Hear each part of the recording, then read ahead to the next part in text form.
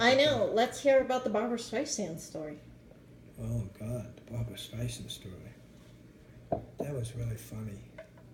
Well, this is when I was at the peak. I was vice president, general manager of CBS. That's like being a senator in the United States. There's only 18 stations. It's a big job. Okay? Right.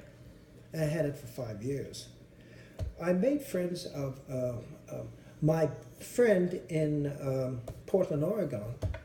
Her wife introduced me to a lady Her wife? in Boston. Wanted me to date her.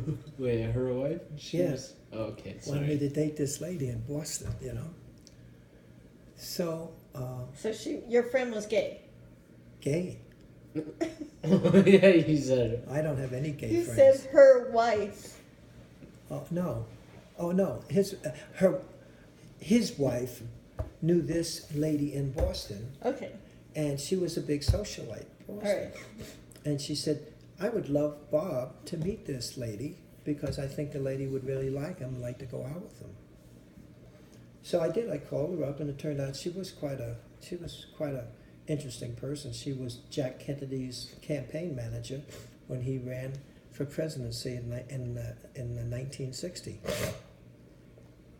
And we went out a couple of times, and she said, she says, I'd like to make a proposition to you. She said,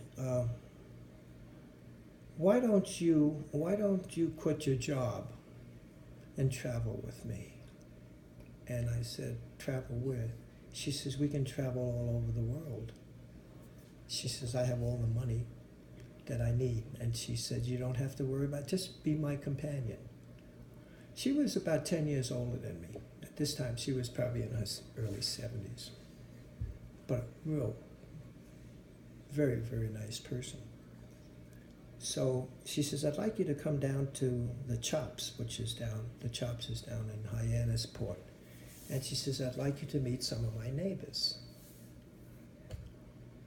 So I said, I would like to, but I said, who are your neighbors? And she says, I have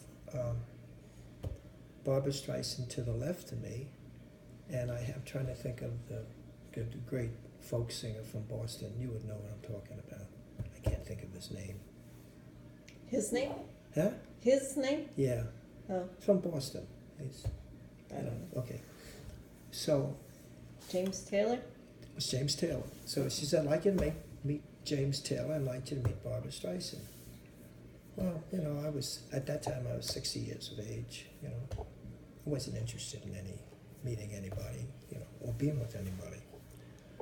I said, it's an interesting story about Barbara Streisand. I said, when I was a kid growing up in Brooklyn, my job would be Friday nights to go down and get shrimp chow mein and egg drop soup, tomato egg drop soup in Boston. They mixed tomato in with the egg drop soup, gave it a little bit of a tangent. And 3 egg rolls, one for each one of us.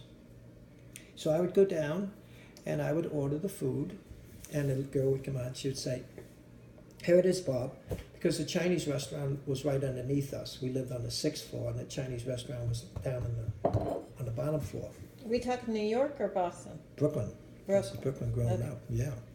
I'm gonna spray my thingies. Sorry, guys. Go right ahead, that's all right. Gotta do this. So the thing is, it was Barbara Streisand. So I got to know Barbara Streisand, who handed you the food? Yeah, she was working at the Chinese restaurant. Oh. So since this lady said that she wanted me to meet Barbara Streisand, I said, it's an interesting thing. I said, I knew Barbara Streisand when she was a young person, because we'd be underneath we'd be underneath a lamppost like 11 o'clock at night shooting dice, and Barbara would be running up the steps, and she would have like an army cot under her hand, because I found out she used to sleep at her teacher's studio at night, because she would just study. She wasn't a very attractive girl, so nobody would really even pay any attention to her, So I said, it's a funny thing. I said, I used to know Barbara, and she said, I'm going to have coffee with Barbara on Wednesday. She says, maybe, is it okay if I told her that I met you? And I said, she's not going to remember me. It's a long time ago. I mean, I'm talking, many, many years. Here I am at 60. And I get a phone call, and she says, Barbara almost fell off a chair when I mentioned your name. I said, you're kidding. She says, no, Bob, I'm not. She says, she'd like to see you again. So I said, well, what do you want to do? She says, let's do this. Why don't you meet us in Hyannisport? We'll have lunch with her.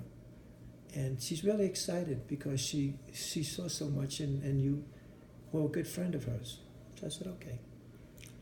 Well, unfortunately, Bob was starting to not have a good memory probably in those days. And my buddy, who used to run CBS in New York, he was a big Yankees fan.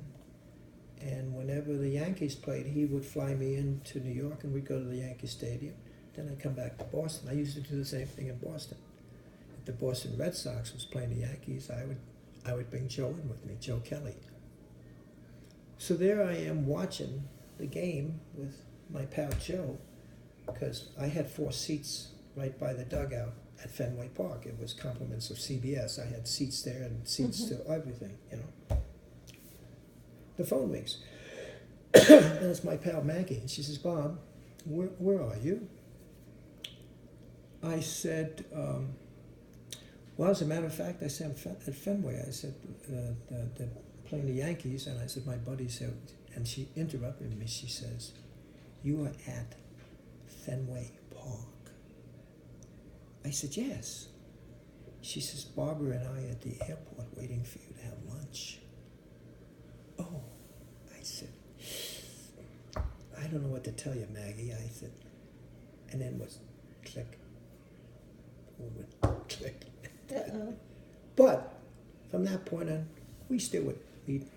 She would introduce me. I would show up at these cocktail parties, and there would be all these socialites from Boston. You could tell that they were very with it, a lot of money and everything. And they would come up to me, and they'd be all dressed to the hilt, you know, and they'd say, are you Bob? Oh, my goodness gracious, Maggie said you'd be coming to meet us. Oh, come meet all our friends. So I was becoming part of this. But see, I was never interested. I was never interested in that type of environment. Mm-hmm. But of course, I was running a radio station. I had 50 people that depended on me, you know, to do a good job for them. Didn't you say you knew Barbara waiting tables? No, Barbara was working at the Chinese restaurant on the arm of my building. Oh, I thought you had said once before that she was waiting tables. Well, she confirmed waited to on Maggie that she was working at the Chinese restaurant, and I think it was also brought out in some type of when she was honored at Lincoln Center that she used to work at a restaurant when she was growing up in Brooklyn, which was a Chinese restaurant.